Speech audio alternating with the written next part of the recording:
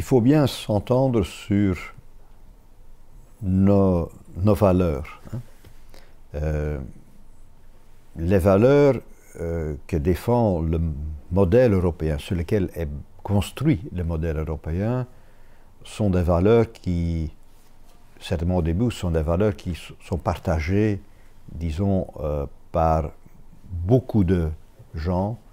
Ce sont des valeurs qui ont des origines dans le monde judéo-chrétien. Ce sont aussi des valeurs qui ont leur origine dans le 19e siècle, ce qu'on appelle les Lumières. Et donc il y a des sources mixtes. Hein. Mais bien sûr, l'héritage chrétien, ce n'est pas uniquement les chrétiens qui le disent. L'héritage chrétien est fondamental dans ces valeurs. Et tout centré sur l'importance de la personne humaine en tant que telle, que chaque homme et chaque femme, comment on dit, est inscrit dans la paume de Dieu. Hein. C'est le noyau dur du personnalisme. Mais sans être chrétien, on peut être personnaliste aussi. Et donc le personnalisme est au centre, disons, de notre concept de civilisation.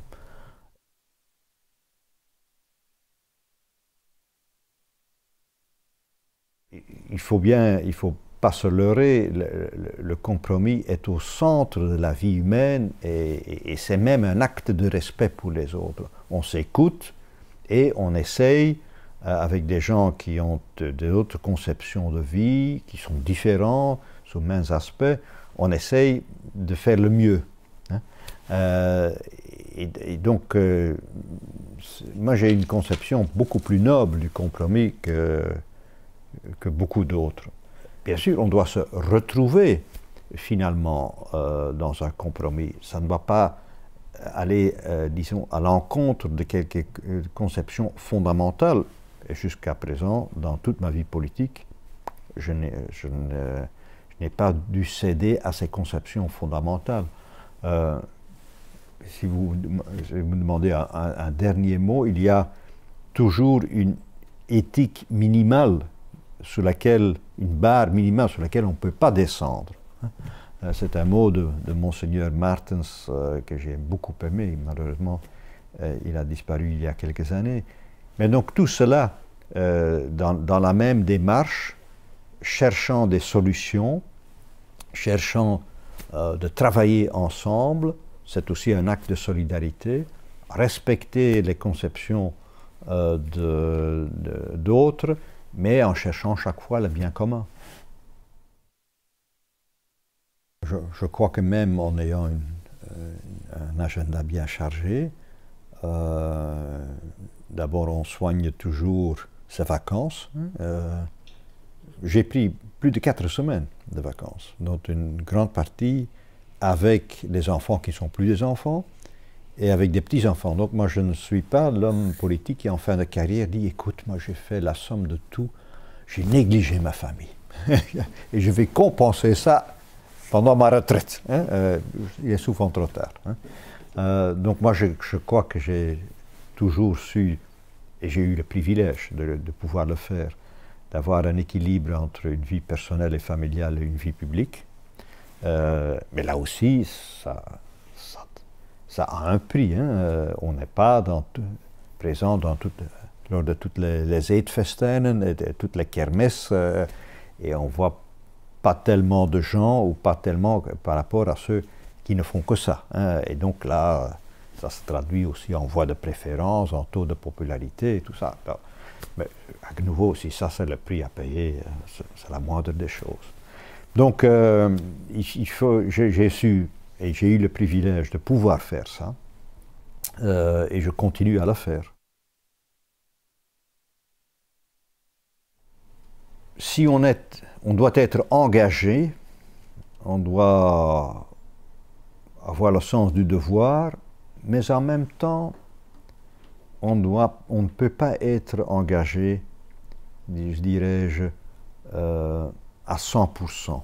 Je m'exprime plus, il se peut que je m'exprime mal, mais il doit toujours avoir en nous, disons, cette partie de nous-mêmes qui garde une certaine distance, qui est toujours capable de s'auto-évaluer, pas dans un sens de flagellation ou d'autocritique, mais un moment de distance où on se pose des questions et où on voit, disons, au-delà de l'action journalière.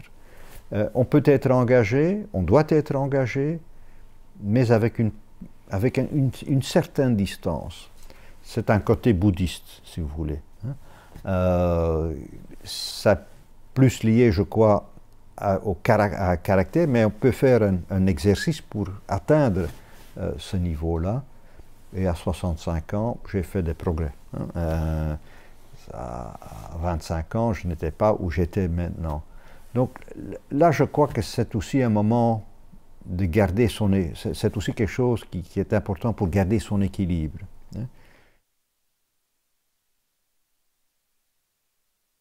Je ne peux pas me plaindre. Pour un homme qui est considéré comme un petit peu distant, devenir Premier ministre, président du Conseil européen, c'est pas mal, je trouve. Mais est-ce que ça me dessert? Non, au tout contraire, ça m'aide. Ça m'aide beaucoup parce que, disons, les gens vous font plus confiance quand ils savent que votre premier but n'est pas la recherche de votre propre gloire. Moi, j'étais hier à Paris, avant-hier à Berlin. On a eu une discussion très ouverte avec le président français, avec la chancelière allemande, mais je suis le seul qui entre sans déclaration à la presse et qui quitte sans déclaration à la presse. On parle dans un climat de confiance. Ils savent très bien que je ne l'utilise pas pour donner l'impression, écoute, j'ai rencontré le leader français ou la première dame allemande, voilà, parce que j'ai rencontré ces hommes importants, je deviens aussi important. Ça, c'est le sous-entendu, toujours. Donc, je crois qu'on apprécie ça. Et donc, pour ma tâche de chercheur de compromis, de bâtisseur de ponts, c'est très utile. Est-ce qu'on est totalement effacé? Est-ce qu'on est sans ambition? Est-ce qu'on est, disons, tout à fait détaché? Non. Sans ambition, on n'obtient rien. Ou sans ambition, on ne fait aucune carrière. Mais il y a des degrés dans tout ça. Et donc, un certain recul, une certaine discrétion, une certaine modestie, c'est plutôt un atout, je trouve, que quelque chose qui me dessert. Bien sûr, il faut alors pas demander qu'on soit le premier ou le deuxième dans des taux de popularité. Ça dépend largement de la cadence dans laquelle vous apparaîtrez à la télévision. C'est beaucoup plus de notoriété que s'il s'agit que de popularité. Mais si vous pouvez vivre avec la 4e ou la 5e place, il n'y a aucun problème. Mais donc, là, c'est quelque chose qu'on doit tenir en compte, mais je crois que c'est la moindre des choses. C'est vraiment la moindre des choses.